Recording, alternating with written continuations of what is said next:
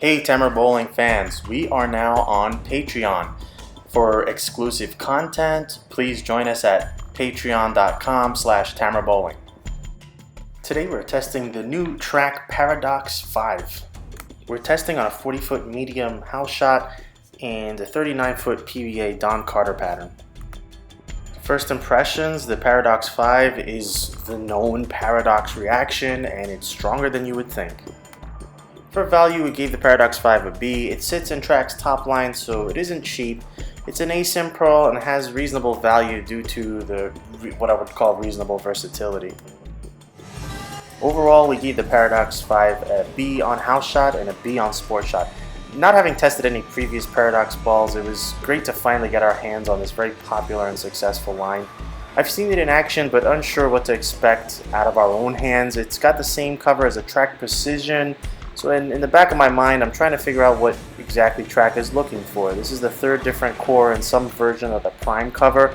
So far, we've liked the alias and Precision. With the Paradox, you got a ball that is stronger than the Precision, and it confounded me a bit at first, to be honest. It seemed weaker as it was fluttering a bit and petering out, but then I started getting more in after realizing I was just probably in the wrong zone and the ball started to finally come into its own.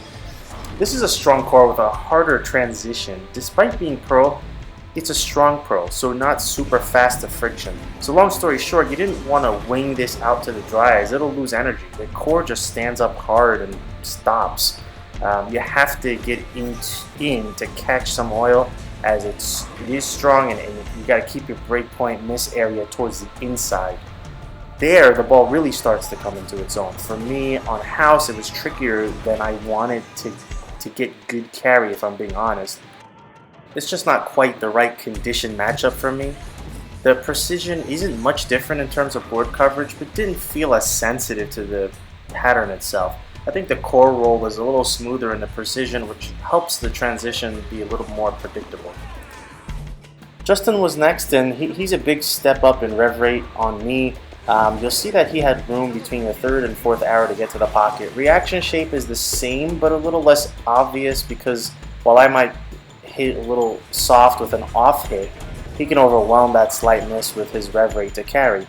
And since our tilt and rotation is quite similar, you can really visualize what the extra rev rate does for this ball. The stand-up characteristic still looked better from a little more direct so that it can turn over at the right time and drive through the pins. He could get into fourth arrow, but the carry became more iffy. It just hooks and sets a bit too strong, which reduces continuation from there. Generally speaking though, Justin had a very good look with the Paradox 5. Compared to his Precision, it was clear that the Paradox 5 is more ball. Sean tests the Paradox 5 next, and while he typically has no problem with Pro ASIMs, this one was a bit strange. He quickly realized he was seeing the same thing as I was, but additionally the ball felt a bit too release sensitive. The small variations led to pretty varying results down lane. He really liked the way it rolled and tumbled to his eye, but just couldn't gain confidence in the way he was going to hit. He found himself in a kind of over-under situation. It's somewhat unclear whether surface change would positively affect his reaction, but it just didn't seem to match up ideally. We like the heavy core roll, but it really appears too much ball for this pattern, and the surface just makes it a bit too sensitive. Most likely for Sean and I, and even Justin to some extent, knocking off the shine will make his ball roll just a bit more consistently. That will likely make it require a bit more volume as well though.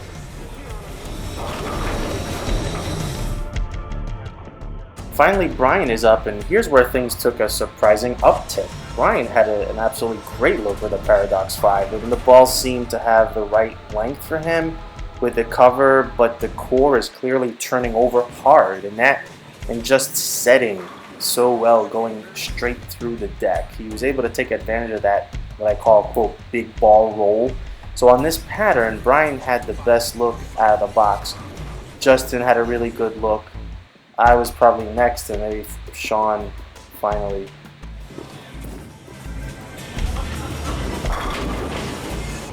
For sport, we're testing on the 39-foot PBA Don Carter pattern. On sport, it confirmed my suspicion why this ball is so popular. You can see the kind of roll this ball has is conducive to control, but still having a heavy, rolly characteristic. Of course, it also solidified that I need to get this shine off, but I could easily make out what the reaction was telling me. Watching Justin's reaction confirmed the same. His increased rev rate gives the ball a bit more zing down lane so he could get the ball to roll heavier. However, it still looks like on this sport pattern the ball would be a really good matchup if we just took that shine off.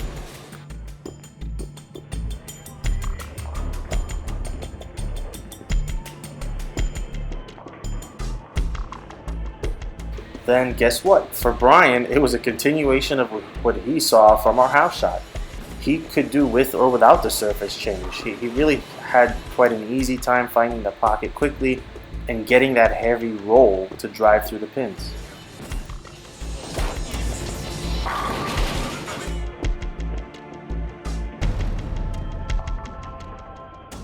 Final thoughts. Ultimately, we can see why the track paradox lineup has been so popular. The 5 continues the tradition with the same heavy, defined transition and roll out of that core.